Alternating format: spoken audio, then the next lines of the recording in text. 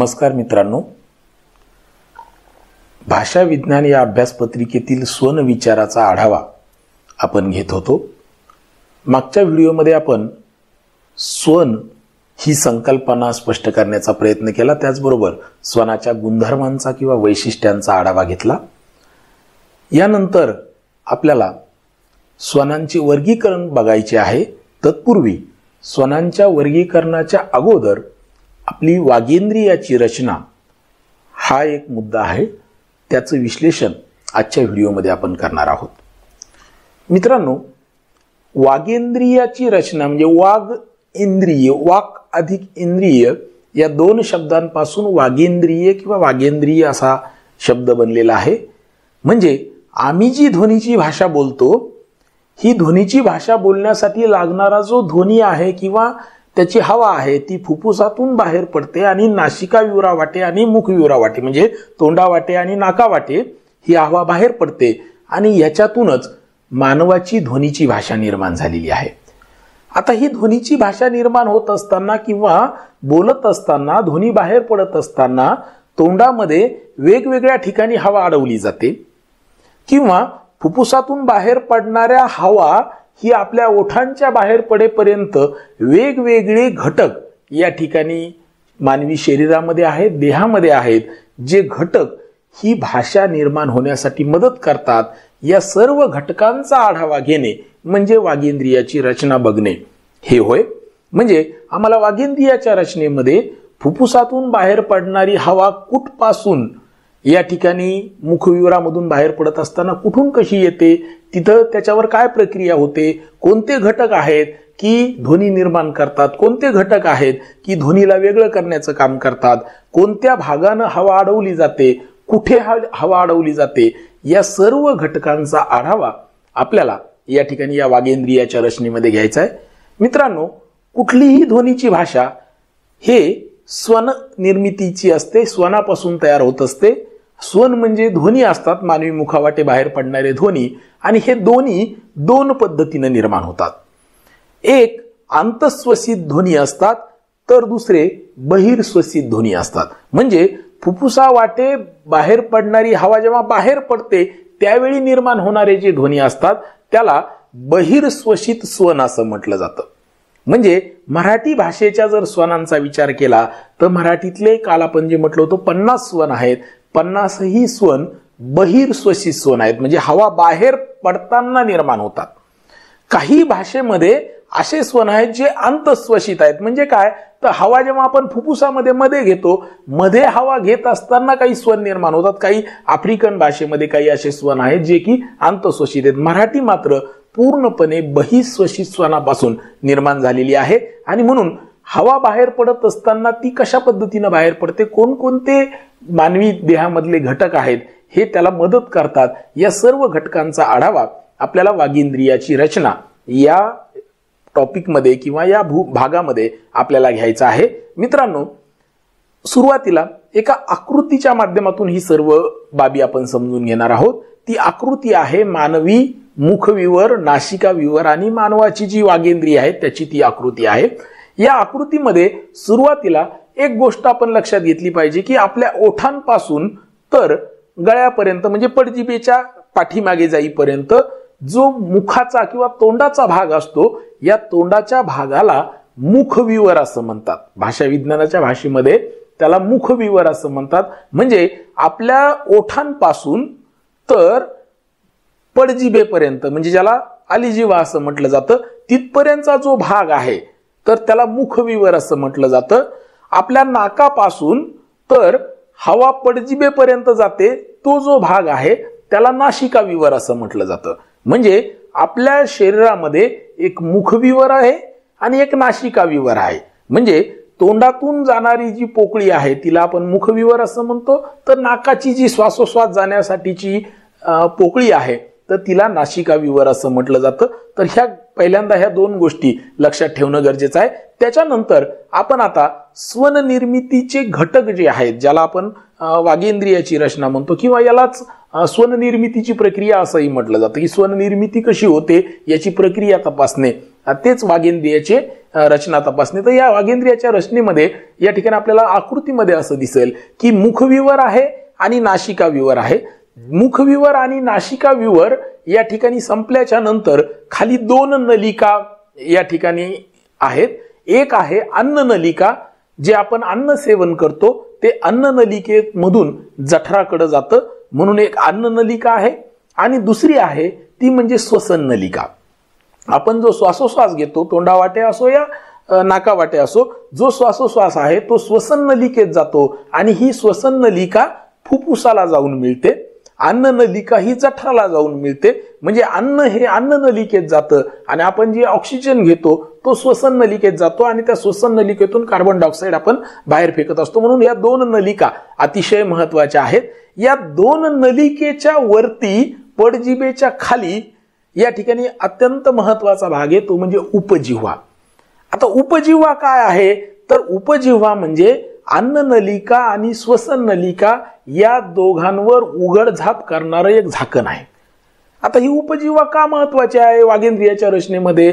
त्याचं कारण असं आहे की ही उपजिव्हा जेव्हा आपण अन्न सेवन करतो तेव्हा श्वसन नलिकेला झाकण्याचं काम करते आणि आपण जेव्हा श्वासोश्वास घेतो तेव्हा अन्न नलिकेला झाकण्याचं काम करते. म्हणजे श्वासोश्वास घेत असताना तो श्वासोश्वास श्वसन नलिकेच्या माध्यमातून फुफ्फुसापर्यंत जावा याची व्यवस्था या उपजिव्हेमुळे झालेली आहे. तर अन्न आपण घेत असताना तो अन्नाचा कण एखादा नासिका विवरामधून आलेल्या हवेच्या माध्यमातून किंवा त्याच्या प्रेशरनं श्वसन नलिकेत जाऊ नये अशी या ठिकाणी सोय करून ठेवलेली आहे उपजिव्हेमुळे. म्हणजे श्वसन नलिका बंद केल्यामुळं या ठिकाणी या उपजिव्हेमुळे काय होतं, आपलं अन्न जे आहे ते फुफ्फुसाकडे जात नाही. कधी कधी आपण आपलं लक्ष नसतं बोलण्याच्या नादामध्ये किंवा पूर्णतः जर जेवणाकडे लक्ष नसेल तर या ठिकाणी किंवा आपण बोलत असू जेवण करताना तर अन्नाचा एखादा कण श्वसन नलिकेत जातो, चुकून जातो. त्याचं कारण आहे की उपजिव्हेनं जे झाकण लावायचे ते पूर्णतः लावलं जात नाही आणि अचानक श्वासोश्वासातून गेलेला श्वास आणि अन्नाचा कण एकत्र जातात आणि त्या प्रेशरनं ते कधीतरी श्वसन नलिकेत जातो म्हणून आपल्याला ठसका लागतो. म्हणून असं म्हटलं जातं की जेवत असताना आपण बोलत जाऊ नये किंवा शांतपणे जेवण केलं पाहिजे. त्याचं कारण ते आहे. म्हणजे उपजिव्हा ही अतिशय महत्वाचा भाग आहे. ती अन्न नलिका आणि श्वसन नलिका दोन्हीलाही झाकण्याचं काम या ठिकाणी ती करत असते म्हणून महत्व आहे. मग स्वन निर्मितीमध्ये किंवा भाषेच्या निर्मितीमध्ये याचं काय काम आहे तर जेव्हा नाकातून निर्माण होणारे ज्याला आपण अनुनासिके म्हणतो ती अनुनासिके निर्माण होतात तेव्हा तोंडाला बंद करण्याचं काम किंवा तोंडातून बाहेर पडणाऱ्या हवेला कमी करण्याचं काम, ओघ कमी करण्याचं काम या ठिकाणी कोण करते, ही उपजिव्हा करते. किंवा माणूस जेव्हा या ठिकाणी काही नासिके रंजित जे काही स्वन आहेत, कंस मधला कंस असेल, कंस मधला कंस किंवा हंस, तर हे जे आहेत हे उच्चारताना सुद्धा या उपजिव्हेचा अतिशय महत्वाचा फायदा होतो. म्हणून पहिला भाग आहे तो म्हणजे उपजिव्हा अतिशय महत्वाचा आहे. अन्न नलिका आणि श्वसन नलिका याच्यावर उघडझाप करणारं एक झाकण म्हणून ही मानवी शरीरामध्ये असते. तर ही उपजिव्हा अतिशय महत्वाची आहे. तर ती उपजिव्हा. दुसरा जो भाग आहे तो म्हणजे या उपजिव्हेच्या खाली आणि श्वसन नलिकेच्या मध्ये, जिथून श्वसन नलिका सुरू होते त्याच्या थोडं खाली या ठिकाणी स्वरयंत्र असतं. आता स्वरयंत्र ही मोठी संकल्पना आहे. या स्वरयंत्रामध्ये 3 घटक आहेत. एक आहे तो म्हणजे कंठद्वार, दुसरा आहे आभासी स्वरतंत्री आणि तिसरी आहे लवचिक असलेल्या स्वरतंत्री. म्हणजे स्वरयंत्र जे आहे जिथून स्वर तयार होतात त्याचं यंत्र, कारण या स्वरयंत्रामध्ये हवेचं घर्षण होतं स्वरयंत्राला आणि तिथून ध्वनी तयार होतो म्हणून ते स्वरयंत्र आपण बघणं गरजेचं आहे. आकृतीमध्ये दाखवल्याप्रमाणे आपल्याला असं दिसेल की या ठिकाणी स्वरयंत्रामध्ये 2 वरच्या पट्ट्या असतात, एक डावीकडून आणि उजवीकडून. या पट्ट्या अतिशय ताठर असतात, त्या लवचिक नसतात, त्या हालचाल करत नाहीत म्हणून त्यांना आभासी स्वरतंत्री असं म्हणतात. त्यांनाही स्वरतंत्री म्हणतात पण त्या आभासी आहेत. त्याचं कारण आहे की त्याच्यामध्ये जी पोकळी आहे ती जशाच तशी राहते, त्या आकुंचन किंवा प्रसारण पावत नाहीत. त्याच्या खाली आणखीन 2 स्वरतंत्री आहेत वरच्या 2 पट्ट्याच्या खाली, त्या मात्र स्वरतंत्री आहेत लवचिक आहेत, पातळ आहेत आणि त्या काय करत असतात, त्या आकुंचन पावत असतात आणि प्रसारण पावत असतात. जेव्हा त्या प्रसारण पावतात तेव्हा नासिका म्हणजे आपली जी श्वासोश्वास घेण्याची नलिका आहे, श्वसन नलिका, त्या श्वसन नलिकेला त्या बंद करतात जेव्हा त्या प्रसारण पावतात, म्हणजे एकमेकांच्या जवळ येतात. आणि त्या जेव्हा आकुंचन पावतात तेव्हा ती जी नलिका आहे ती मोकळी ठेवण्याचं काम करतात. हे त्यांचं काम असतं. आणि म्हणून या ठिकाणी या ज्या आभासी स्वरतंत्री आहेत आणि लवचिक स्वरतंत्री आहेत, याच्यामध्ये जाणारी जी पोकळी आहे, मधून जाणारी पोकळी, या पोकळीला आपण कंठद्वार म्हणत असतो. म्हणजे आपला जो कंठद्वार हा घटक आहे तो कुठं असतो, तर आपल्या श्वसन नलिकेमध्ये आभासी स्वरतंत्री आणि लवचिक स्वरतंत्री अशा ज्या 4 स्वरतंत्री आहेत, त्या स्वरतंत्रीच्या मध्ये जाणारी जी हवा जाण्यासाठीचा मार्ग आहे, तर त्याला या ठिकाणी आपण काय म्हणत असतो, कंठ म्हणत असतो. कारण त्या ठिकाणी ध्वनी तयार होतात.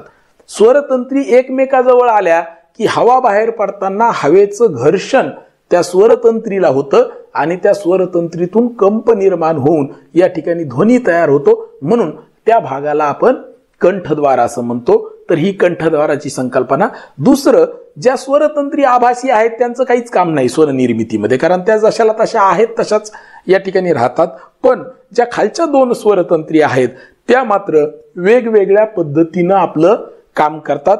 त्यांचा जर आपण जेव्हा विचार करतो तेव्हा एक पद्धत त्यांची असते की या स्वरतंत्री एकमेकापासून दूर असतात, म्हणजे आकुंचन पावलेल्या असतात. म्हणजे एक स्वरतंत्री दुसऱ्या स्वरतंत्रीपासून दूर असते तेव्हा आपला जो श्वसन मार्ग आहे तो पूर्णतः मोकळा असतो. हा मार्ग मोकळा असल्यामुळं हवेचं घर्षण होण्याचं कारण नाही. हवा चिटकून जात असेल पण घासली जात नाही, घर्षण होत नाही. त्यामुळं अशा अवस्थेमध्ये कुठलेही स्वन निर्माण होत नाही. जेव्हा स्वरतंत्री, दोन्ही स्वरतंत्री आकुंचन पावतात तेव्हा श्वसन मार्ग मोकळा चालतो. आपली जी नॅचरल श्वसन व्यवस्था असते, जेव्हा आपलं तोंड बंद असतं, आपण नाकावाटे श्वासोश्वास घेत असतो आणि काहीही बोलत नसतो, तेव्हा ती मोकळी श्वसन जी अवस्था असते त्या काळामध्ये स्वरतंत्री आकुंचन पावलेल्या असतात. ही एक अवस्था स्वरतंत्रीची असते. दुसरी अवस्था असते या स्वरतंत्रीची, ती म्हणजे बंद स्वरतंत्री, म्हणजे त्या पूर्णपणे प्रसारण पावलेल्या असतात. आता जेव्हा त्या प्रसारण पावतात तेव्हा ते एकमेकाच्या जवळ येतात, चिटकतात. आता चिटकल्यामुळं मधून येणारी जी हवा आहे तर त्या हवेला जायला मार्ग नसतो, म्हणून ती हवा त्या पोकळीतून जाण्याचा प्रयत्न करते. त्याच्यामुळे जास्तीत जास्त हवा घर्षण पावते आणि घर्षण पावल्याच्या नंतर या ठिकाणी ती हवा घासून बाहेर पडते आणि त्याच्यामुळे त्याच्यातून ध्वनी निर्माण होतो. म्हणून कंठद्वारीय स्पर्श स्वन जे असतील, जे कंठद्वारी, कंठातून निघणारे स्वर आहेत, उदाहरणार्थ ह आपण कंठद्वारी म्हणतो. ह चा उच्चार या ठिकाणी आपल्या कंठामध्ये होतो, कारण स्वरतंत्री पूर्णतः प्रसारण पावलेल्या असतात आणि हवा जायला जागा नसते. त्याच्यातूनही हवा जेव्हा बाहेर पडते तेव्हा कंठद्वारीय स्वन निर्माण होतात. ही स्वरतंत्रीची दुसरी अवस्था आहे. तिसरी अवस्था अशी आहे की स्वरतंत्री याच्यामध्ये निरुंद पोकळी तयार होते, म्हणजे त्या इतक्या प्रसारण पावतात की त्या एकमेकीच्या जवळ येतात, पण त्या पूर्णतः प्रसारण पाहून एकमेकीला चिटकत नाही. दुसरी अवस्थेपेक्षा थोडीशी वेगळी अवस्था. पूर्णतः आकुंचनही पावत नाहीत, म्हणजे श्वसन मार्ग मोकळाही ठेवत नाहीत, आणि पूर्णतः प्रसारणही पावत नाहीत, म्हणजे तो मार्ग बंदही करत नाहीत.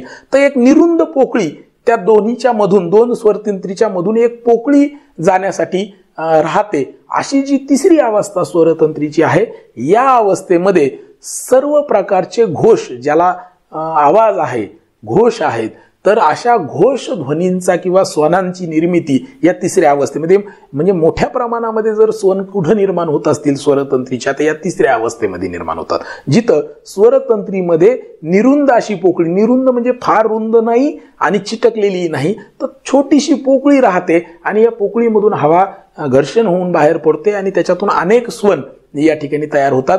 ही एक अवस्था. आणि चौथी एक अवस्था स्वरतंत्रीची असते, ती म्हणजे जेव्हा या स्वरतंत्री 3/4 एकमेकी जवळ येतात. आता 3/4 एकमेकी जवळ येतात म्हणजे काय, तर निरुंद पोकळीपेक्षा थोड्याशा दूर राहतात. म्हणजे निरुंद पोकळीमध्ये बारीक पोकळी राहते, पूर्ण एकमेकाला प्रसारण जर पावलं तर पूर्ण चिटकती दुसरी अवस्था. ही चौथी अवस्था अशी की 3/4. आता 3/4 मध्ये काय होतं, पूर्णतः प्रसारण पावत नाहीत आणि पूर्णतः आकुंचन पावत नाही, मधलीच अवस्था असते.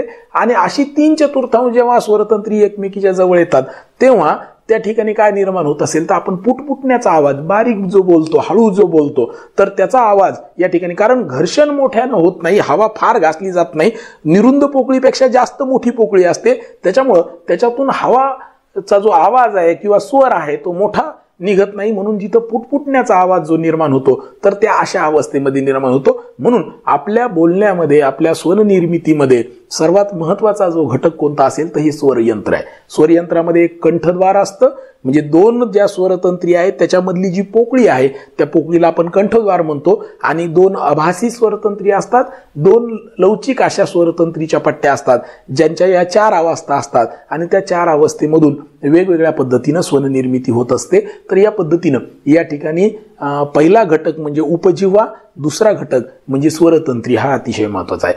तिसरा घटक या ठिकाणी आपल्याला बघायचा आहे वागेंद्रियाच्या रचनेमधला, तो म्हणजे आलीजिव्हा, ज्याला आपण पडजीभ असं म्हणतो. आता पडजीभ म्हणजे काय, तर आपली टाळूचा भाग जिथं संपतो किंवा जिव्हा जिथं संपते, जीभ जिथं संपते त्याच्यावरती लोंबकाळणारा एक भाग असतो, त्याला पडजीभ असं म्हटलं जातं. त्यालाच व्याकरणिक भाषेत किंवा भाषा विज्ञानाच्या भाषेमध्ये आपण आलीजिव्हा असं म्हणत असतो. आता आलीजिव्हेचं सुद्धा काम स्वरनिर्मितीमध्ये महत्वाचं आहे, कारण ही आलीजिव्हा 3 पद्धतीनं काम करते किंवा 3 वेगवेगळ्या पद्धतीनं ती आपल्या मुखविवरामध्ये असते. 3 अवस्था तिच्या असतात.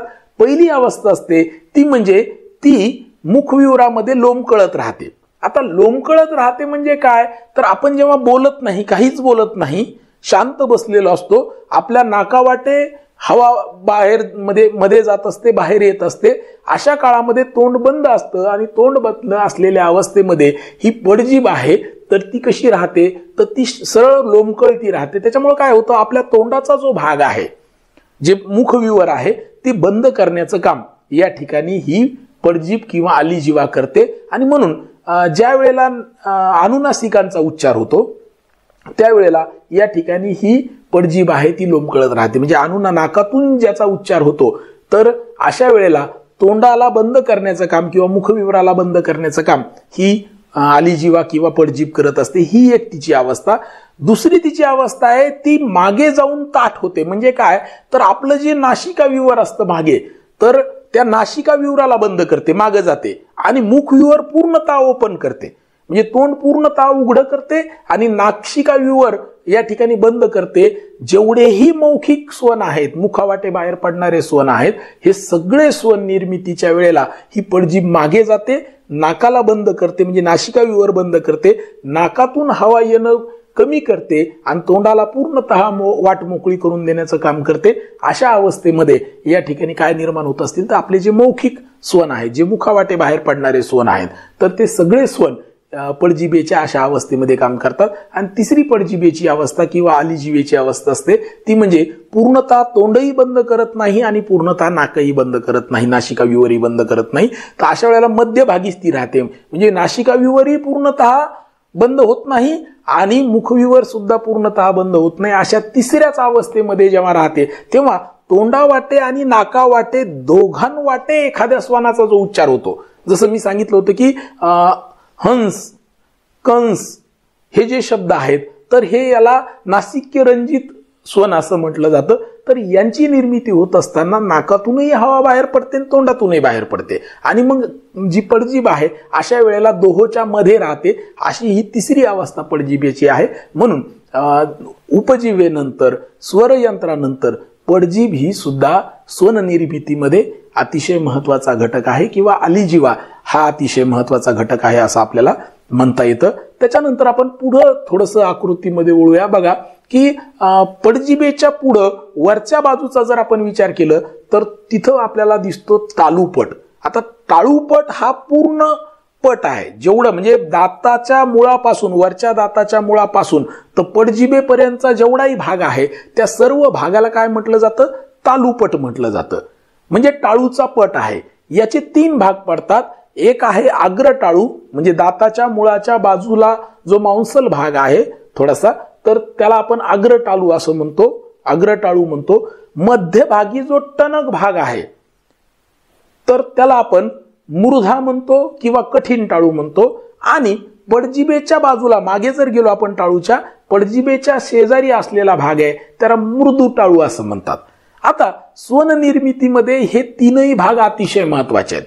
म्हणजे अग्र टाळू, कठीण टाळू आणि मृदू टाळू. मृदू टाळूचा जर विचार केला तर जिभेचा मागचा भाग वरच्या दिशेने मृदू टाळूच्या दिशेने उचलून काही स्वनांची निर्मिती होते. उदाहरणार्थ क ख ग घ ची जेव्हा निर्मिती होते तेव्हा या ठिकाणी त्याचं उच्चार स्थान जे असतं ते मृदू तालव्य मानले जातात. मृदू तालू हे त्याचं उच्चार स्थान असतं, म्हणजे मृदू टाळू महत्वाचे आहे.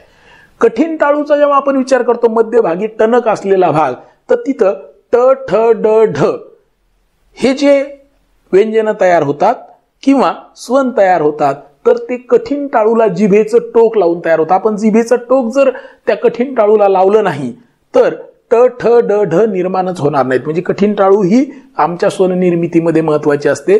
क ख ग घ तयार होत असताना जी मागची टाळू आहे ज्याला मृदू टाळू म्हणतात ती महत्वाची असते.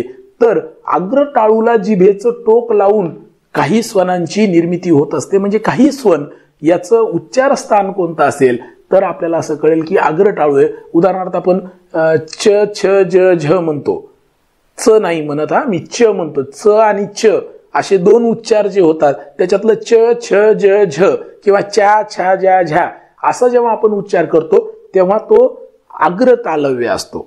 म्हणजे पुढच्या टाळूला जिभेचं टोक लागलेलं असतं आणि त्याच्यातून तो उच्चार झालेला असतो. म्हणून पुढची टाळू, मध्य टाळू, कठीण टाळू किंवा त्याला मृदा म्हटलं जातं ती, आणि मागची जी मृदू टाळू आहे, ह्या तिन्ही टाळूचा उपयोग स्वननिर्मितीमध्ये होतो किंवा त्या टाळू महत्वाच्या असतात. तर या ठिकाणी आपण हे लक्षात ठेवलं पाहिजे. या कठीण टाळू, मृदू टाळू आणि अग्र टाळू या तीन टाळूच्या भागाच्या नंतर पुढे जेव्हा आपण येतो तेव्हा आपल्याला दात हा एक अवयव दिसतो. आता दात सुद्धा खालचे दात आणि वरचे दात असे दोन प्रकारचे दात आहेत. या दातामध्ये दात आणि दंतमूल असे दोन भाग आहेत. एक असतो दात आणि दुसरा असतो दाताचं मूळ. काही स्वन हे दंतमुलीय असतात. दाताच्या मुळाला जेव्हा जीभ लागते तेव्हा बरेचसे अग्र टाळू पासून निर्माण होणारे जे ध्वनी आहेत, अग्र तालव्य ज्याला म्हणतो आपण, तर ते दंतमुलीय सुद्धा आहेत, दातालावी लागतात. च जेव्हा म्हणतो आपण तर तेव्हा दाताच्या मुळाला काय होतं, आपण च छ ज झ म्हणतो तेव्हा दाताच्या मुळाला आपल्या जिभेचं टोक लागतं. म्हणून दाताचं मूळ सुद्धा स्वन निर्मितीमध्ये महत्वाचं आहे आणि दात सुद्धा महत्वाचे. आपण त थ द ध जेव्हा म्हणतो, त थ द ध हे स्वन उच्चारत असताना दाताला जिभेचं टोक लावून त्याचा उच्चार होत असतो किंवा फुफ्फुसातून बाहेर पडणारी हवा या ठिकाणी जिभेच्या माध्यमातून दातापाशी अडवली जाते आणि तिचा स्फोट करून या ठिकाणी त थ द ध हे निर्माण होतात. याचा भाग आपल्याला व्यंजनाचे जेव्हा आपल्याला उपप्रकार बघणार आहोत आपण किंवा त्याचं वर्गीकरण बघणार आहोत त्यावेळेस आपल्याला बघायचं आहे. सध्या आपण या वागेंद्रियाच्या रचनेतले कोणते घटक आपल्याला स्वननिर्मितीमध्ये महत्वाचे आहेत हे बघत आहोत. म्हणून टाळू, टाळू नंतर दात, दातामध्ये सुद्धा दात आणि दंतमूळ असे दोन घटक या ठिकाणी महत्वाचे आहेत. त्याच्यानंतर मुखयुरातला सगळ्यात महत्वाचा भाग स्वननिर्मितीमधला तो आहे जीभ. आता जीभ म्हणजे काय, तर जीभ म्हणजे हा उच्चारण अवयव आहे. सगळ्यात महत्वाचा भाग जर आपल्या शरीरातला कोणता असेल स्वननिर्मितीमध्ये तर तो जीभ आहे. कारण जिभेची हालचाल होती. बाकीचे जे भाग आहेत म्हणजे टाळू असेल ती जागच्या जागेवर राहत असेल, दात जागच्या जागेवर राहतात, पण जीभ अशी आहे की जिभेचे जे भाग आहेत त्याची हालचाल होते. उदाहरणार्थ जिभेचं जे पुढचं टोक आहे तर त्याला अग्रजिव्हा असं म्हणतात, मधल्या भागाला मध्यजिव्हा असं म्हणतात, जे जिभेचा मागचा भाग आहे त्याला पच्छजिव्हा म्हणतात किंवा त्याच्या मागे थोडं गेलं तर त्याला जिव्हा मूळ असं म्हणतात. हे जिभेचे जे वेगवेगळे भाग आहेत ह्या जिभेच्या वेगवेगळ्या भागांच्या वेगवेगळ्या पद्धतीच्या हालचाली होऊन फुफ्फुसातून बाहेर पडणाऱ्या हवेला या जिभेच्या माध्यमातून अडवलं जातं आणि या अडवण्यामधून काही ध्वनी निर्माण होतात. म्हणून जीभ हा आमच्या स्वननिर्मितीमधला सर्वात महत्वाचा घटक आहे. आपण जेव्हा स्वरांचा विचार करतो तेव्हा काही स्वर हे जिभेचं पुढचं टोक उचलून तयार होतात ज्याला अग्रस्वर म्हटलं जातं. काही स्वर हे मधला भाग उचलून तयार होतात त्याला मध्यस्वर म्हटलं जातं. काही मागचा भाग उचलून होतात त्याला पच्छस्वर म्हटलं जातं. जर आपण क ख ग घ घेतलं तर मागचा भाग उचलला जातो. म्हणजे व्यंजनाच्या निर्मितीमध्ये सुद्धा ट ठ ड ढ घेतो तेव्हा जिभेचं टोक उचललं जातं. म्हणजे जिभेचे वेगवेगळे भाग उचलून जिभेच्या माध्यमातून आपल्याकडे स्वननिर्मिती होते. म्हणून जीभ हा असा अवयव आहे की तो स्वननिर्मितीमध्ये सर्वात महत्वाचा मानला जातो. म्हणजे स्वननिर्मितीमध्ये जे वेगवेगळे घटक आहेत तर त्याच्यातला सर्वात महत्वाचा घटक जो मानला जातो तो म्हणजे जीभ. या जिभे चे वेगवेगळ्या प्रकारे त्याचा आकार देऊन जिभेला, उदाहरणार्थ र म्हणायचं असेल तर जीभ कंपन पावते आणि त्याच्यातून र निर्माण होतं. काही ध्वनींच्या वेळेला जीभ ही दाताला लागते, कधी टाळूला लागते, कधी फक्त उचलली जाते. तर किंवा कधी कधी श स म्हणताना जिभेच्या दोन्ही बाजूने हवा बाहेर पडून ते निर्माण होतं. म्हणजे जीभ हा अतिशय महत्वाचा अवयव आहे, हे आपण लक्षात ठेवलं पाहिजे. आणि सर्वात शेवटचा अवयव आणि महत्वाचा अवयव स्वननिर्मितीमधला तो म्हणजे ओठ. कारण ओठ सुद्धा स्वननिर्मितीच्या कार्यामध्ये आपली भूमिका बजावताना दिसतात. त्याचं कारण आहे की आपल्याला जेव्हा प फ ब भ ही व्यंजने उच्चारायची असतात किंवा हे स्वन उच्चारायचे असतात, तेव्हा आपण ते ओठाच्या माध्यमातून, त्याला ओष्ठ्य म्हटलं जातं, म्हणून ओठाच्या माध्यमातून त्याचा उच्चार करत असतो. फुफ्फुसातून बाहेर पडणारी हवा आपण ओठापाशी अडवतो आणि ओठाच्या माध्यमातून अडवल्याच्या नंतर अचानकपणे ती अडवून ठेवून त्याचा स्फोट करतो, म्हणून प तयार होतं, फ तयार होतं.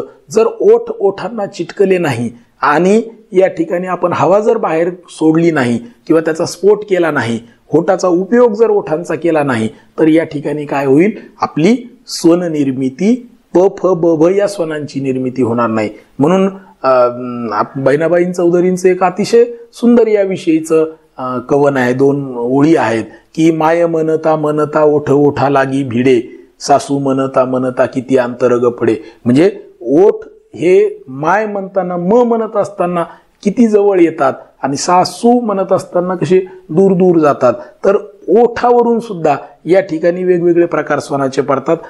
जर आपण स्वरांच्या बाबतीत विचार केला तर कधी कधी ओठ वृत्ताकार होतात, गोल होतात, कधी ते पसरट होतात. तर त्याच्यावरून सुद्धा या ठिकाणी स्वरांचे वेगवेगळे प्रकार पडत असतात. म्हणजे ओठ हा स्वन निर्मितीमध्ये फार महत्वाचा आहे. मग ते स्वरांची निर्मिती असो की व्यंजनाची निर्मिती असो. तर या पद्धतीने एकूण जर आपण फुफ्फुसापासून सुरुवात जर केली तर फुफ्फुसातून बाहेर पडणाऱ्या हवेला स्वर यंत्रामध्ये ती हवा येते. स्वरतंत्री वेगवेगळ्या पातळीवर या ठिकाणी राहतात. त्याच्यातून घासून हवा जेव्हा बाहेर पडते, कंठद्वारातून हवा बाहेर पडते, तेव्हा पुढे आल्याच्या नंतर जी उपजिव्हा आहे ती काम करते, त्याच्यावरती आली जिव्हा काम करते, नंतर जीभ, टाळू, दात आणि ओठ या सर्वांच्या कार्यामधून या ठिकाणी आपली ध्वनींची भाषा ही तयार झालेली आहे.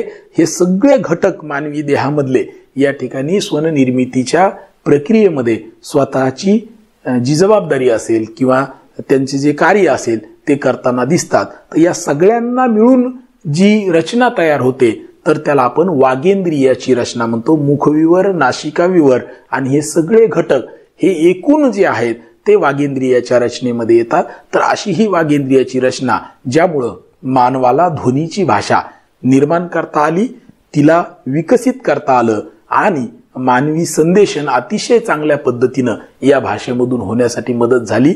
तर आपण या ठिकाणी ही वागेंद्रियाची रचना बघितलेली आहे. आता यानंतर आपल्याला या वागेंद्रियाच्या रचनेतून निर्माण होणारे जे काही स्वन आहेत त्या स्वनांचं वर्गीकरण बघायचं आहे, ज्याच्यामध्ये स्वरस्वन आणि व्यंजन स्वन अशा 2 पातळ्यावर वर्गीकरण होतं किंवा 2 त्याचे प्रकार पडतात. त्या दोन्ही प्रकारांचा, त्यांच्या उपप्रकारांचा आढावा आपल्याला यानंतर घ्यायचा आहे. तुर्तास या व्हिडिओमध्ये आपण इथंच थांबूया. पुन्हा भेटूया पुढच्या व्हिडिओमध्ये स्वनांचं वर्गीकरण घेऊन. तोपर्यंत नमस्कार.